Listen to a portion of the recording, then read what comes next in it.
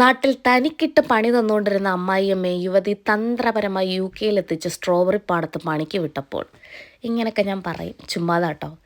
നാട്ടിൽ നിന്ന് നല്ല പനിയായിട്ടാണ് അമ്മ ഇങ്ങോട്ടേക്ക് വരുന്നത്. പിന്നെ ഇവിടെ വന്ന കാലാവസ്ഥ മാറിയതിൻ്റെയാണോ എന്തോ നല്ലതായിട്ട് പനിയായിട്ട് ഒരു 5-6 ദിവസം കിടന്നുപോയി കേട്ടോ.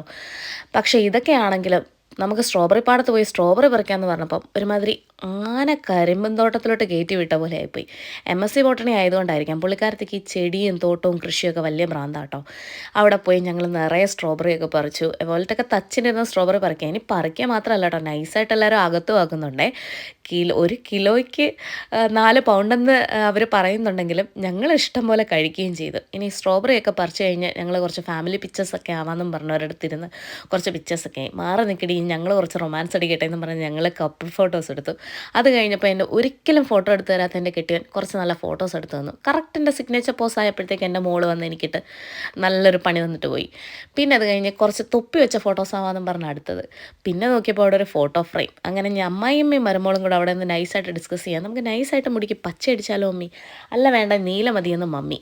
ഏത് കളർ അവസാനം ഫൈനൽ ഡിസൈഡ് ചെയ്തെന്നുള്ളത് അടിച്ചു കഴിഞ്ഞിട്ടൊരു ഫോട്ടോ ഇടാണ്ടോ. എന്തായാലും നല്ലൊരു ദിവസമായിരുന്നു.